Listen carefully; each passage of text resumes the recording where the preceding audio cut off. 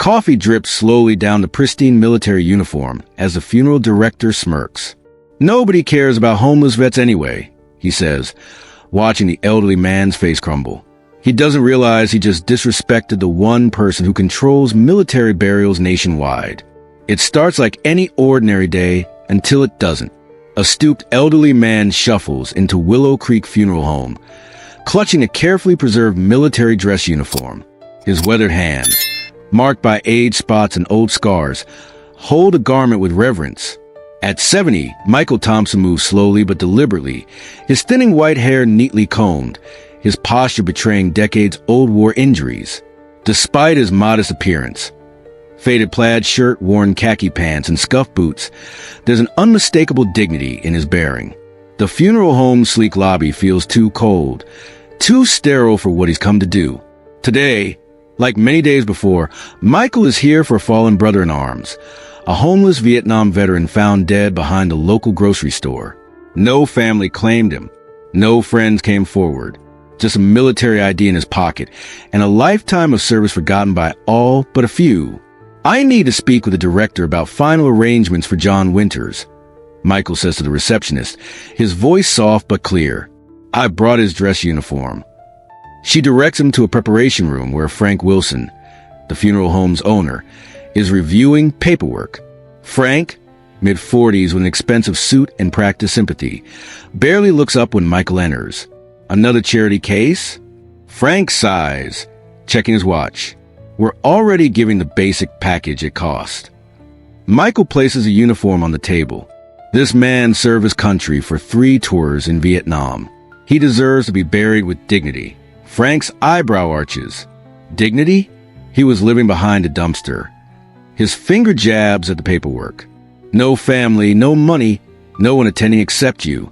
I'll be there," Michael says simply, "and so will others who understand what service means." Frank's patience visibly thins. "Look, we'll do the minimum required, but I'm not wasting staff time on special arrangements for someone no one cared about alive." Michael's eyes harden slightly, the only sign of his internal struggle. The uniform needs pressing. It's regulation for military honors. Military honors? Frank laughs, picking up his coffee. For what? Getting drunk in some jungle 40 years ago. In one fluid motion, either careless or deliberate, the coffee spills across the uniform, dark liquid seeping into the fabric, staining medals and insignia. "Oops," Frank says without remorse. "Guess I'll have to go without. Nobody will notice anyway." Michael stares at the ruined uniform, decades of military composure keeping his hands steady. Other staff members freeze, eyes lowered, uncomfortable but silent. "These men died twice," Michael finally says. "Once when they fall in battle, and again when we pretend their sacrifice didn't matter." He carefully folds the stained uniform. "I'll find another." "Don't bother," Frank calls after him. "People like that don't deserve the fuss. Living or dead." Michael doesn't respond, just walks away with quiet dignity, his slight limp more pronounced as he exits. What Frank doesn't know is that he just dishonored the wrong veteran, and the consequences will change everything. The funeral for John Winters proceeds 3 days later. Despite Frank's predictions, 23 people attend. Most are older men with military haircuts and straight postures, a few in wheelchairs. Michael stands at attention by the casket, now draped with a perfectly pressed uniform different from the one ruined days earlier. No one mentions the coffee incident. The service is brief but dignified, with military precision. A bugler plays taps. The flag is folded with crisp, exact movements and presented to Michael, who accepts it with steady hands. Frank watches from the doorway, surprised by the turnout but unmoved. Just another day, another service, another invoice to file. 6 months pass. The incident fades from memory, like so many others at Willow Creek Funeral Home, until early Tuesday morning, when Frank received the call. His father, Robert Wilson, has died suddenly, a heart attack in his sleep at 72. Frank hasn't seen him in years. Their relationship strained by disagreements, distance, and the silence men often mistake for strength. Now arrangements must be made, papers signed, decisions faced. Frank handles it with professional detachment, The funeral director, even in his grief. Then the safety deposit box arrives from his father's bank. Inside, Frank finds documents he never knew existed. Military discharge papers, combat medals, photos of a young Robert Wilson in Vietnam, standing alongside fellow soldiers. And most shocking, a Purple Heart citation for wounds received while rescuing injured comrades under heavy fire. "This can't be right," Frank whispers to the empty room. Dad was a traveling salesman. A call to the Veterans Affairs office confirms everything. Robert Wilson, Staff Sergeant, U.S. Army, 1969 to 1973. 2 tours in Vietnam. Bronze Star recipient. His father, the man he thought he knew, had never spoken a word about his service. Stunned, Frank reaches out to the local Veterans Association for help with military honors. The coordinator promises to arrange everything and suggests meeting at the funeral home to discuss details. The next morning, Frank waits in his office, surrounded by grief and questions. When the door opens, he looks up to see a familiar stooped figure, Michael Thompson. "You," Frank manages. Michael nods slightly, placing a folder on the desk. "I understand your father was Staff Sergeant Robert Wilson. You knew him?" "I know all of them," Michael replies. "That's my job." "What job?" "I thought you were just—" Frank gestures vaguely, implying some old veteran with nothing better to do. Michael slides a business card across the desk. "Lieutenant Colonel Michael Thompson, retired. Chairman of the National Honor Guard Coordination Committee.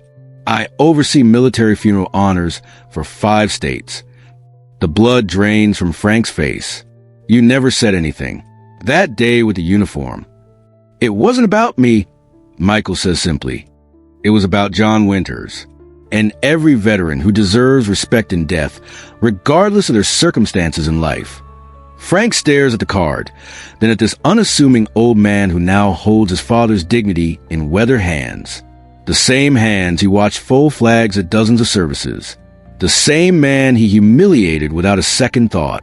"I'd like to arrange full military honors for my father," Frank says quietly. Michael nods. "I already have."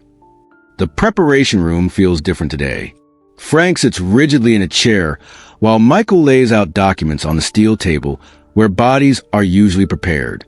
The same table where, months ago, a coffee stain spread across another veteran's uniform. "Your father served with distinction," Michael explains, his voice steady as he arranges photographs and letters.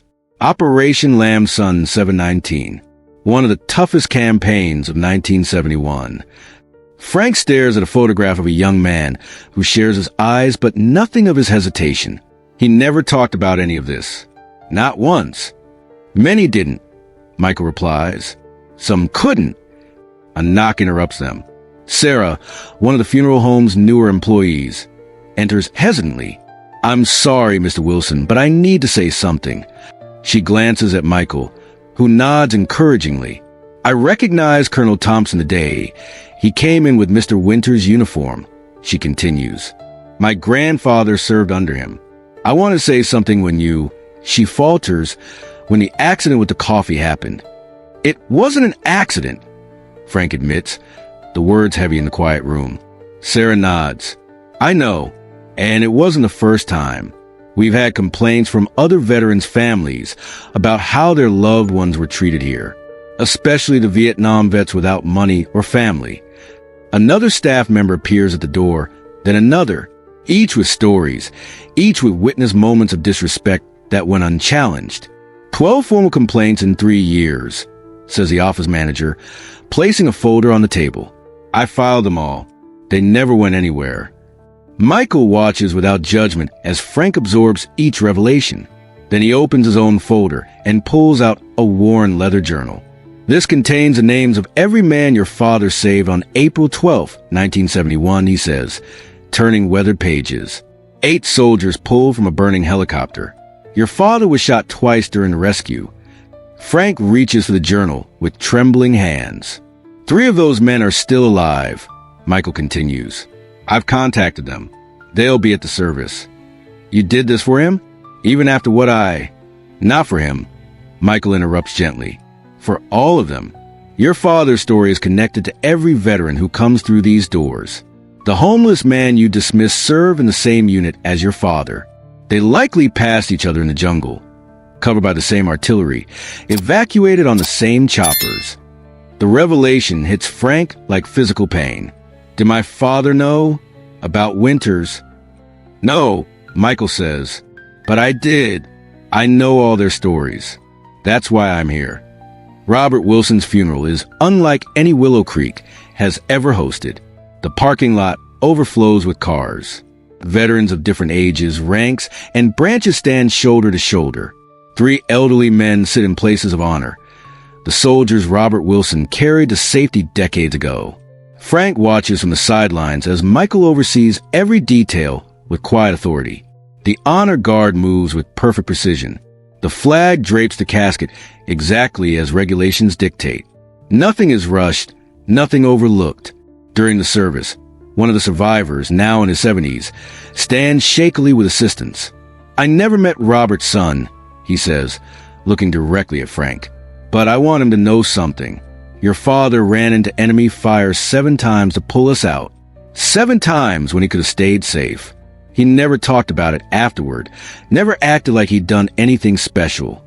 His voice breaks. But we knew, and we never forgot. As the ceremony concludes, Michael presents the folded flag to Frank with the same dignity, the same words he's offered to countless others. On behalf of a grateful nation. Afterward, Frank approaches Michael, who stands alone reviewing his checklist. I need to apologize, Frank begins. No need, Michael replies, not looking up. There's every need, Frank insists. What I did to that uniform, what I said about Mr. Winters, it was unforgivable. Michael finally meets his gaze. Forgivable or not, it happens every day. Veterans, especially Vietnam veterans, especially those who struggled after coming home, are treated as if their service mattered less because their lives ended poorly. Frank swallows hard. I want to make changes here. Real changes. Good. Michael nods. Because I'm implementing new standards for veteran services across the state. Willow Creek can either be an example or a cautionary tale. Your choice. That evening, after everyone is gone, Frank finds Michael still in the chapel, straightening chairs that don't need straightening. Your father would wash the feet of homeless veterans at the VA hospital. Michael says without preamble, every Tuesday for 15 years. No one knew except those whose feet he washed. Frank's composure breaks. I never knew him at all. You can still honor him, Michael says. Not with words, with actions. The next morning, Frank calls a staff meeting. The same employees who came forward with complaints now listen as he outlines a new policy. The Willow Creek Veterans Dignity Protocol. No veteran, regardless of financial situation or family status, will be treated with anything less than full respect. Special training for all staff. Partnerships with veteran organizations. And I'll be paying for it personally, Frank includes. Not charging the funeral home or passing costs to families. Sarah raises her hand. What about accountability? How do we know this isn't just talk? Frank nods to Michael, who stands against the back wall. Colonel Thompson has agreed to conduct quarterly reviews of our veteran services. Unannounced visits. Full access to our files. Complete transparency. Michael steps forward. It's not just about Willow Creek. This can be a model for funeral homes nationwide. A standard that ensures no veteran's final journey lacks the dignity they earned. 6 months after Robert Wilson's funeral, Willow Creek hosts a different kind of gathering. Representatives from funeral homes across 3 states fill the newly renovated chapel. Michael stands at the podium, his posture military straight, despite his age. The Thompson protocol is not about ceremony, he explains, his voice carrying to every corner. It's about restoration of dignity. Many veterans, especially those who served in Vietnam and subsequent conflicts, return to civilian life carrying invisible wounds. Some stumble, some fall, but their service remains valid, their sacrifice real. Frank joins him at the podium, transformed from a man who once spilled coffee on a dead soldier's uniform. We've served 28 veterans under this new protocol. 8 had no family present. 17 had financial constraints. All received the same honors, the same care, the same respect. After the presentation, a local news crew interviews Michael. This started with one disrespected uniform. The reporter says, "What made you push for systemic change instead of just filing complaint?" Michael smiles slightly. When you've been fighting the same battle for 50 years, you learn to recognize which hills are worth taking. The camera turns to Frank.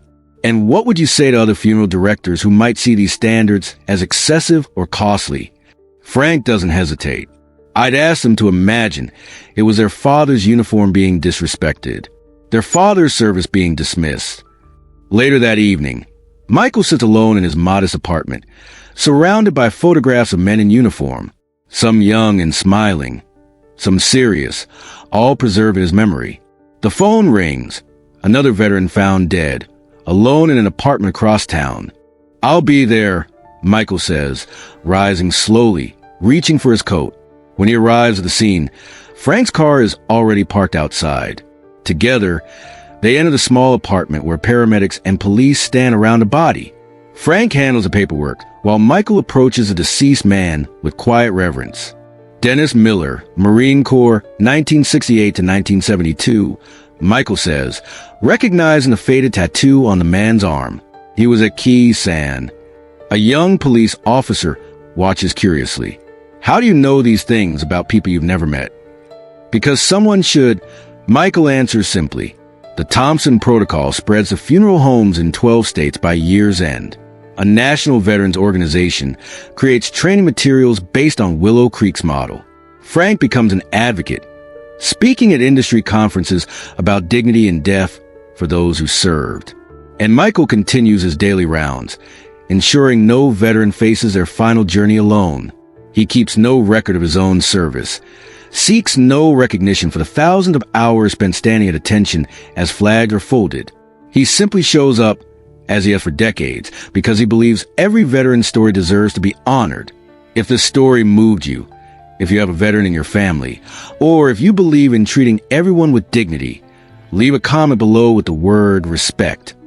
And share this video to spread awareness about how we can better honor those who serve even after they're gone.